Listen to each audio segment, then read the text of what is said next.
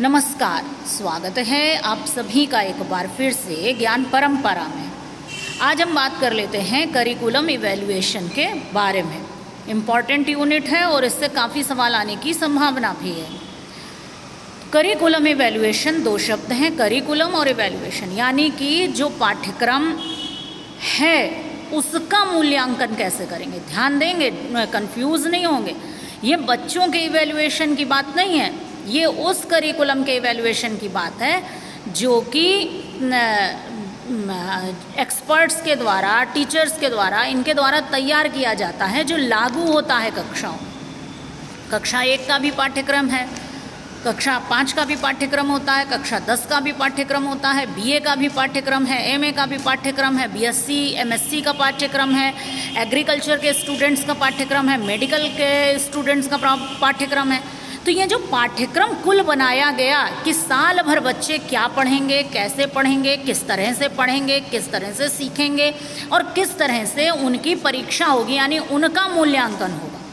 तो यही सारी चीज़ें तो सिलेबस पाठ्यक्रम कहलाती हैं, करिकुलम कहलाती हैं। तो ये जो तैयार करिकुलम है कि कक्षा एक में ये सब कुछ होगा, क्लास 10 में ये सब चीज़ें होंगी, या आप अपने बीएड से उदाहरण ले लीजिए कि बीएड का उद्देश्य है कि आप एक अच्छे टीचर के रूप में तैयार हो जाएं। इसके लिए आपका करिकुलम तैयार किया गया कि 2 वर्ष की इसकी अवधि होगी, इसमें कुछ पेपर्स पढ़ाए जाएंगे थ्योरेटिकली, जिसका जैसे आपका पेपर हो रहा है तो उसमें कौन कौन सी चीज़ें शामिल की जाएंगी, तो वही चीज़ें तो शामिल की जाएंगी जो एक टीचर को पता होनी चाहिए। अब आपको एग्रीकल्चर की जानकारी तो है नहीं आपके पाठ्यक्रम में, तो वो सारी चीज़ें। फिर ये तय हुआ कि ये एक्टिविटीज़ कराई जाएंगी, ये को करिकुलर एक्टिविटीज़ यही वाली होंगी। उसके अलावा आपको टीचिंग कराई गई, आपका प्रैक्टिकल हुआ, आपकी इंटर्नशिप हुई। तो ये सारी चीज़ें आपके करिकुलम में शामिल है और अब आपकी परीक्षा हो रही है, आपका इवैल्यूएशन हो रहा है। तो यानी ये जो 2 साल का पूरा आपका ये जो तैयार किया गया कि हाँ 2 वर्ष का ये आपका पाठ्यक्रम है, इसका अगर मूल्यांकन किया जाए तो उसे कहेंगे करिकुलम इवैल्यूएशन। तो करिकुलम का इवैल्यूएशन क्यों करते हैं कि जिन उद्देश्यों की प्राप्ति के लिए हम किसी पाठ्यक्रम का निर्माण करते हैं, उन उद्देश्यों की प्राप्ति हुई है या नहीं हुई है, हो सकती है या नहीं हो सकती है, विद्यार्थी किस प्रकार के अनुभव प्राप्त कर रहा है। तो इसी के लिए हम करिकुलम को इवैल्यूएट करते हैं। जैसे पहले बीएड में 1 साल का कोर्स था, अब बीएड का कोर्स 2 साल का हो गया। तो जब 1 साल के पाठ्यक्रम का मूल्यांकन किया गया, तब ये माना गया, देखा गया कि समय और परिस्थितियाँ बदल चुकी हैं। अब बहुत सारी नई नई चीज़ें, नई नई तकनीकें आ गई हैं और अब जो आधुनिक पीढ़ी के लिए टीचर हों, उन्हें और भी बहुत सी बातों की जानकारी होनी चाहिए और ये जानकारी 1 वर्ष में दिया जाना संभव नहीं है। इसलिए पाठ्यक्रम अब 2 साल का होगा। तो इवैल्यूएशन ही तो किया गया था, तो अब पाठ्यक्रम 2 साल का होने लगा आधुनिक आवश्यकताओं को देखते हुए। तो इसी तरह से करिकुलम को इवैल्यूएट किया जाता है और उसके द्वारा ये जानने का प्रयास किया जाता है कि जिन उद्देश्यों की प्राप्ति के लिए करिकुलम तैयार किया गया है, क्या वो उद्देश्य प्राप्त हो रहे हैं। अब जैसे 2 साल का है, काफ़ी समय हो गया, तो अब जब इसका मूल्यांकन किया जाएगा तो ये देखा जाएगा कि जिन उद्देश्यों को ध्यान में रखकर 2 साल का करिकुलम तैयार किया गया था, वो क्या उद्देश्य प्राप्त हो पा रहे हैं, या नई कोई आवश्यकताएं तो सोसाइटी में पैदा नहीं हो गई जिनके हिसाब से फिर चेंज होना चाहिए। तो ये सारी बातें होती हैं, तो करिकुलम का मूल्यांकन करते हैं जिससे कि सुधार संभव होता है और नई चीज़ का निर्माण संभव होता है। तो करिकुलम इवैल्यूएशन में क्या क्या करते हैं कि जो नियोजित अधिगम अवसर बच्चों को दिए गए हैं, जो कार्यक्रम कराए गए हैं, जो गतिविधियां हुई हैं, या जिस तरह से पूरा का पूरा करिकुलम को ऑर्गेनाइज किया गया है, वो क्या अपने पर्पस को अचीव कर रहा है या नहीं कर रहा। तो पाठ्यक्रम का मूल्यांकन समझ में आ गया कि पाठ्यक्रम का मूल्यांकन इसलिए होता है कि हम ये जान सकें कि पाठ्यक्रम जो लागू है वो उपयुक्त है या नहीं, या कोई नवीन पाठ्यक्रम तैयार हुआ है उसका मूल्यांकन हो रहा है। तो वो इसलिए हो रहा है कि क्या ये भविष्य में अपने उद्देश्य को प्राप्त कर पाएगा, उपयोगी सिद्ध होगा कि नहीं। अब जब करिकुलम को, आपको पता तो चली गया कि करिकुलम का विकास कैसे होता है, पिछले वीडियो में हमने बताया था।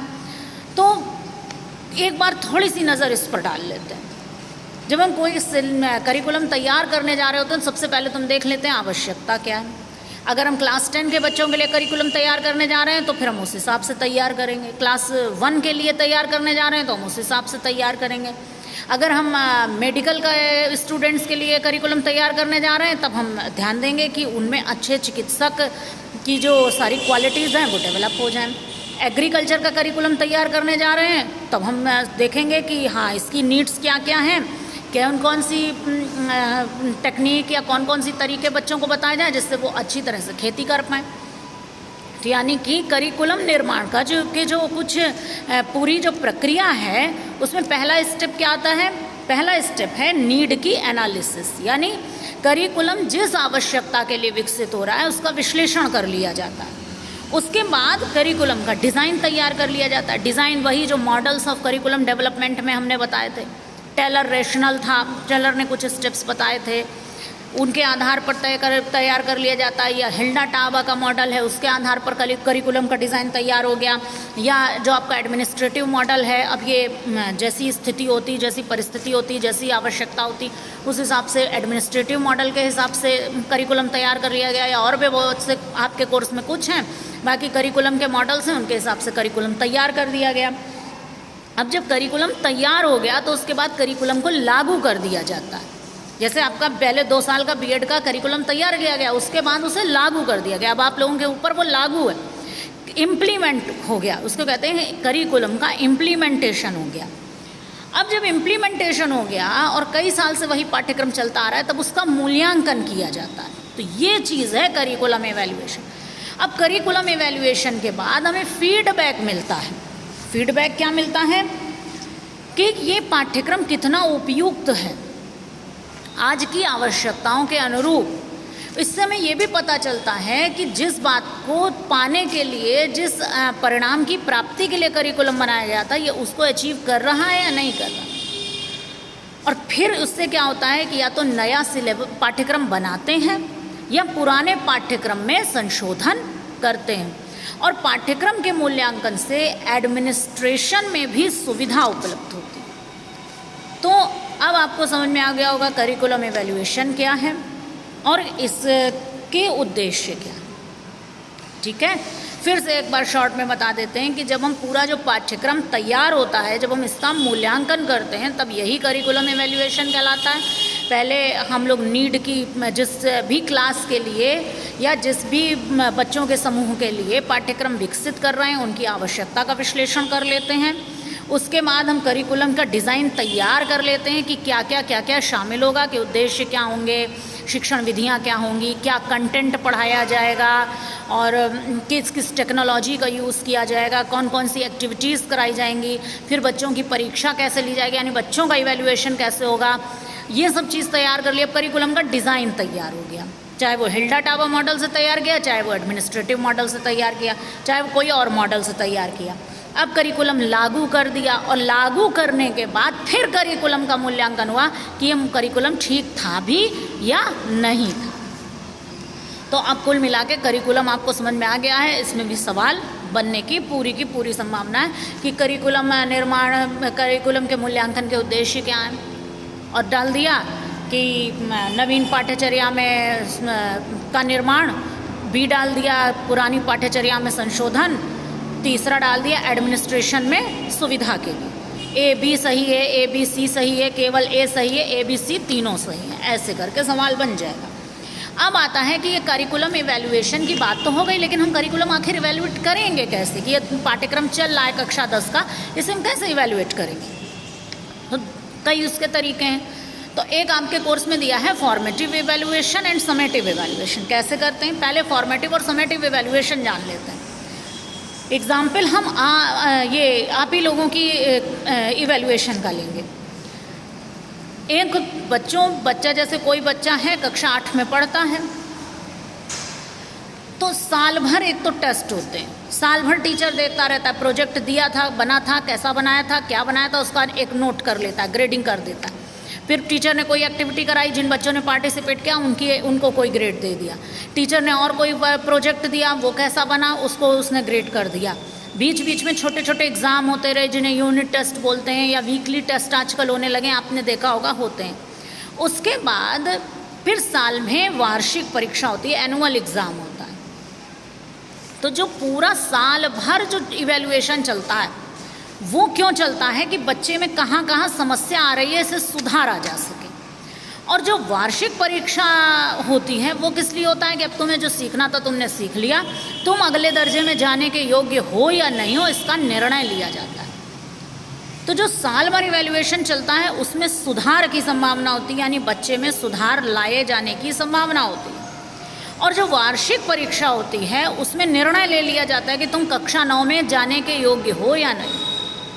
तो जो साल भर इवैल्यूएशन हो रहा है, जिसमें सुधार की संभावना है, संशोधन किया जा सकता है, वो फॉर्मेटिव इवैल्यूएशन है।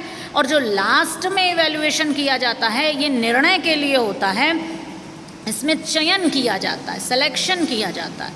अब ये तो निर्णय हो गया ना कि कक्षा 9 में जाओगे कि नहीं जाओगे, या वो स्टूडेंट्स चयनित कर लिए गए क्लास में कि हाँ ये ठीक है, ये कक्षा 9 में जाने के योग्य हैं।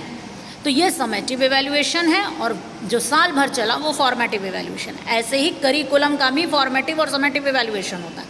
जिस समय करिकुलम का निर्माण किया जा रहा है उस समय जो संशोधन किए जाते हैं कि कोई समस्या आ रही है उसे सुधार लो, या समझ में आया नहीं, जो ये डिज़ाइन बन रहा है इसमें आगे प्रॉब्लम आ सकती है तो सुधार लो। तो ये सब जो चीज़ है वो formative evaluation of the curriculum है। ये विकास के दौरान होता है, जो पाठ्यक्रम बनाया जा रहा है उसमें संशोधन के लिए होता है। और ये 2 स्तरों पर होता है, एक विकास के समय होता है, दूसरे क्रियान्वयन के समय होता है। जिस समय करिकुलम डेवलप हो रहा है उस समय होता है। यहाँ भी ऑब्जेक्टिव पर सब प्रश्न बन सकता है। एक वो करिकुलम डेवलपमेंट के समय हो सकता है और एक करिकुलम इम्प्लीमेंटेशन के समय भी ये इवैल्यूएशन होता है, इसमें सुधार की गुंजाइश होती है। अब समेटिव इवैल्यूएशन क्या है कि अब पाठ्यक्रम लागू हो गया, अब आपका ही 2 साल का बीएड का पाठ्यक्रम है, अब मान लीजिए ये और कुछ साल बना रहा, धीरे धीरे 10-15 साल हो जाएंगे, फिर किसी ने इस पाठ्यक्रम को देखा कि ये पाठ्यक्रम चलाए रखा जाए या नहीं चलाया जाए, नया पाठ्यक्रम लाया जाए, तो ये समेटिव इवैल्यूएशन होगा। ये नई पाठ्यचर्या के लागू होने के कुछ महीने कुछ वर्षों के बाद किया जाता है, इसमें निर्णय लिया जाता है और इसके आधार पर चयन किया जाता है। जैसे वर्षों से 1 साल के बीएड का पाठ्यक्रम चल रहा था और फिर उसके बाद उसका समेटिव इवैल्यूएशन हुआ कि नहीं, आज की आवश्यकताओं के हिसाब से बदलाव लाया जाना चाहिए, अब नई नई बातें आ गई हैं और स्टूडेंट्स को नई नई बातें जाननी चाहिए, तभी आज के समय में वो एक अच्छे टीचर के रूप में कार्य कर पाएंगे। तो इतनी सारी बातें सीखने के लिए 2 साल का समय चाहिए, तो अब नई पाठ्यचर्या बनेगी, तो वो समेटिव इवैल्यूएशन का एग्जाम्पल था। तो अब आपको फॉर्मेटिव और समेटिव इवैल्यूएशन समझ में आ गया होगा। अब एक दिया है क्राइटेरियन रेफरेंस्ड और norm referenced evaluation. Criterion referenced evaluation होता है कि जब हम पाठ्यक्रम का निर्माण कर रहे हैं, ये टेस्ट भी होते हैं आपके जो मेथड के पिछले साल के जो सिलेबस था उसमें ये शामिल था। ये जो आपके मेथड हैं फिज़िकल साइंस वगैरह में ये है, अगर आपने तब पढ़ा होगा तो आपने क्राइटेरियन रेफरेंस्ड और नॉर्म रेफरेंस्ड टेस्ट को पढ़ा होगा। खैर छोड़िए, हम यहाँ बताते हैं। तो क्राइटेरियन रेफरेंस्ड जो इवैल्यूएशन होता है करिकुलम का, उसमें क्या करते हैं कि जिस उद्देश्य के लिए करिकुलम निर्मित हो रहा है, पहले तो उन उद्देश्यों की सूची बना लेते हैं, समझ गए। उसके बाद उन उद्देश्यों को व्यावहारिक रूप में लिख लेते हैं, बिहेवियरल टर्म्स में लिख लेते हैं। ये भी एक चीज़ है, ये जो आपके फर्स्ट ईयर में ब्लूम टैक्सोनॉमी है वहाँ ये चीज़ सिखाई जाती है। अब नया सीखने का टाइम नहीं है, इनको ऐसे ही याद कर लो। पहले उद्देश्यों की सूची तैयार कर लेते हैं, फिर उसे व्यावहारिक रूप में लिख लेते हैं कि जैसे बीएड है तो उसका जनरल उद्देश्य है अच्छा टीचर बनाना, लेकिन अब इसमें साइंस के भी बच्चे हैं, आर्ट्स के भी बच्चे हैं, तो एक अच्छा विज्ञान शिक्षक बनाना। एक अच्छा विज्ञान शिक्षक कौन है? जो अगर कम से कम वो 15 पाठ्य योजनाओं की उसको प्रैक्टिस कराई जाए, तब वो उसे पढ़ाने का ठीक तरीका आ जाएगा। तो ऐसे ही उद्देश्य सब तैयार कर लेते हैं कि इतनी पाठ्य योजना बनाना सिखाना, पाठ्य योजना का शिक्षण करना सिखाना, ऐसे करके उद्देश्य बना दिए जाते हैं कि जो स्टूडेंट्स हैं वो ऐसा कर पाएंगे, तो उद्देश्य तैयार कर लेते हैं। और जब ये उद्देश्य तैयार हो जाते हैं तो यही उद्देश्य कसौटी का काम करते हैं, ये मानदंड का काम करते हैं, ये क्राइटेरिया तय कर देते हैं। और ये भी तय कर लिया जाता है कि किन परिस्थितियों में इवैल्यूएशन होगा, वो भी तय कर लिया जाता है पहले से। और फिर ये भी तय किया जाता है कि किस सीमा तक उद्देश्य प्राप्त हो जाए, तो ये मान लेंगे हाँ ये चीज़ उपयुक्त है। कि पहले आपने उद्देश्य बना लिए कि बीएड पाठ्यक्रम है तो बच्चों में ये गुण डेवलप हो जाएं कि बच्चे अच्छी तरह से शिक्षण कार्य कर लें। पहला उद्देश्य, बच्चे अच्छी तरह से पाठ्य सहगामी क्रियाओं का आयोजन करा लें। अगर आप कॉलेज आए हैं तो आपने देखा होगा कि पहले आपसे को करिकुलर एक्टिविटीज़ कॉलेज में कराई जाती हैं, और फिर जब आप टीचिंग सेंटर पर जाते हैं तो वैसी ही एक्टिविटीज़ आपको उन छोटे बच्चों से आपको करानी होती है। तब टीचर आपके नहीं कराते हैं, तब आप कराते हैं, यानी आपको को करिकुलर एक्टिविटीज़ करवाना आना चाहिए। फिर अच्छा आपको भाषण देना आना चाहिए। इस तरह के ब्रेन स्टॉर्मिंग सेशन होते हैं कि छात्र जो हैं जो वर्तमान समस्याएं हैं उन पर विचार कर पाएँ। तो ऐसे ही उद्देश्य तैयार कर लिए जाते हैं, यानी एक क्राइटेरिया डेवलप कर लिया जाता है, और फिर उस क्राइटेरिया के आधार पर पाठ्यक्रम का मूल्यांकन किया जाता है कि जो ये पाठ्यचर्या लागू होने जा रही है ये उन उद्देश्यों की प्राप्ति कर पाएगी या नहीं कर पा रही है, और किस सीमा तक प्राप्त कर ले तो हम मानेंगे कि हाँ ये ठीक है। जैसे 100 में 100 नंबर तो आते नहीं हैं, 100 में 80% नंबर आ गए तो मान लिया जाता है कि हाँ बहुत अच्छा है। तो वैसे तो मानदंड है कि 100 में नंबर 100 आने चाहिए, लेकिन 90% तक 80% तक नंबर आते हैं तो माना जाता है हाँ स्टूडेंट बहुत अच्छा है। ऐसे ही पाठ्यक्रम के लिए कि जिस उद्देश्य का निर्धारण किया गया है अगर उसकी प्राप्ति हो रही है 90% तक या 80% तक, ये भी पहले से डिसाइड कर लिया, तो मानेंगे कि पाठ्यक्रम उपयुक्त है। यही है क्राइटेरियन रेफरेंस्ड इवैल्यूएशन करिकुलम का, समझ गए। अब एक आता है नॉर्म रेफरेंस्ड। तो नॉर्म रेफरेंस्ड में क्या होता है कि किसी मानक से, नॉर्म से तुलना की जाती है कि हमने कोई नई पाठ्यचर्या बनाई, अब हमें यह जानना है कि ये ठीक है कि नहीं है। तो हमने देखा कि बहुत अच्छा करिकुलम कहाँ का है, वहाँ का हमने करिकुलम ले लिया, वो मानकीकृत पहले से है। अब एक करिकुलम वो हो गया और एक करिकुलम आपने तैयार किया। अब दोनों में सहसंबंध देख लिया, दोनों को सहसंबंधित कर लिया, और फिर जो रिजल्ट आएगा या तो उस आधार पर हम निर्णय करेंगे कि हाँ ये करिकुलम उपयुक्त है या नहीं है।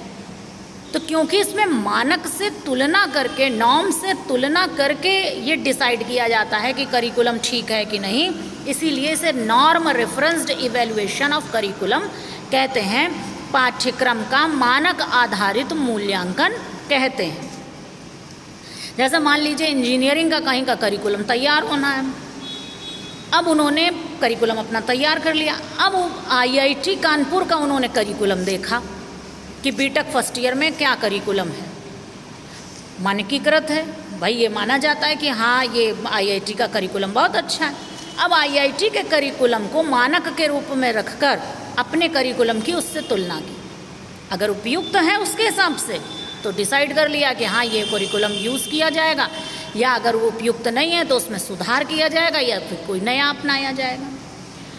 अब एक चीज़ और दिया हुआ है, प्री पोस्ट टेस्ट आपका करिकुलम एवेल्युएशन का। तो ये क्या है, इसमें क्या करते हैं कि जिस पाठ्यक्रम का मूल्यांकन करना होता है उसे लागू करने से पहले एक टेस्ट बच्चों का ले लेते हैं, टेस्ट तैयार कर लेते हैं, और उस करिकुलम को लागू करने से पहले समूह का टेस्ट ले लिया जाता है जिस पर करिकुलम को लागू करना है। अब मान लीजिए कक्षा 10 के बच्चों के लिए हमने कोई करिकुलम तैयार किया, तो अब करिकुलम तो पूरा लागू होना है, लेकिन हमें इसकी उपयुक्तता तय करनी है।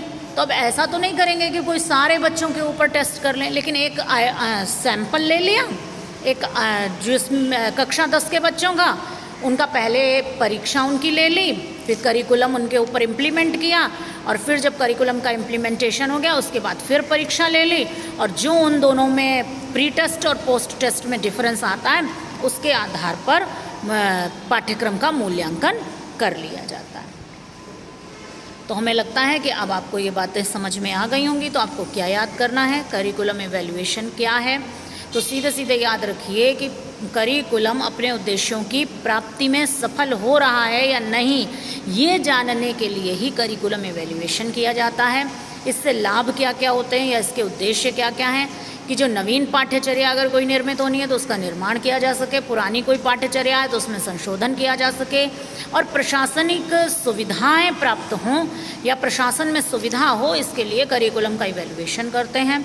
जब हम फॉर्मेटिव इवैल्यूएशन भी कर सकते हैं करिकुलम का, समेटिव इवैल्यूएशन भी करते हैं, लेकिन जब पाठ्यक्रम अपने निर्माण के दौरान में होता है, मतलब पाठ्यक्रम निर्माण की प्रक्रिया चल रही होती है, तब हम जो मूल्यांकन करते हैं वो फॉर्मेटिव इवैल्यूएशन है। और जब हम कई पाठ्यक्रम के लिए निर्णय लेते हैं या कई सारे पाठ्यक्रमों में हमें कोई पाठ्यक्रम चयनित करना होता है, तब हम समेटिव इवैल्यूएशन का यूज़ करते हैं। क्राइटेरियन रेफरेंस्ड, इसमें हम पहले से उद्देश्य तैयार कर लेते हैं, क्राइटेरिया मतलब तय कर देते हैं, और फिर देखते हैं कि हमारा जो पाठ्यक्रम है वो उस क्राइटेरिया को फुलफ़िल कर रहा है कि नहीं, और अगर फुलफ़िल कर भी रहा है तो किस सीमा तक कर रहा है। तो एक सीमा भी डिसाइड कर लेते हैं, लिमिट डिसाइड कर लेते हैं कि हाँ इस लिमिट तक पहुंच जाएगा तो हमारा पाठ्यक्रम जो है उसे हम स्वीकार कर लेंगे। नॉर्म रेफरेंस्ड में हमने आपको बता दिया कि नॉर्म में एक हम पहले से मानकीकृत पाठ्यक्रम ले लेते हैं और फिर हम अपने पाठ्यक्रम की उससे तुलना कर लेते हैं, देख लेते हैं कि हाँ हमारा पाठ्यक्रम ठीक है या नहीं। उस हिसाब से अगर ठीक नहीं होता है तो सुधार करते हैं या कोई नए पाठ्यक्रम को फिर अपनाते हैं, या दो से अधिक पाठ्यक्रम होते हैं तो जो अधिक उपयुक्त होता है उसका चयन कर लेते हैं। इसके अलावा प्री पोस्ट टेस्ट, तो प्री पोस्ट टेस्ट में पहले टेस्ट लेते हैं, बाद में टेस्ट लेते हैं, और फिर उसमें देख लेते हैं कि कितनी आपका जो ये करिकुलम है ये कितना उपयोगी है, कितना उपयोगी नहीं है।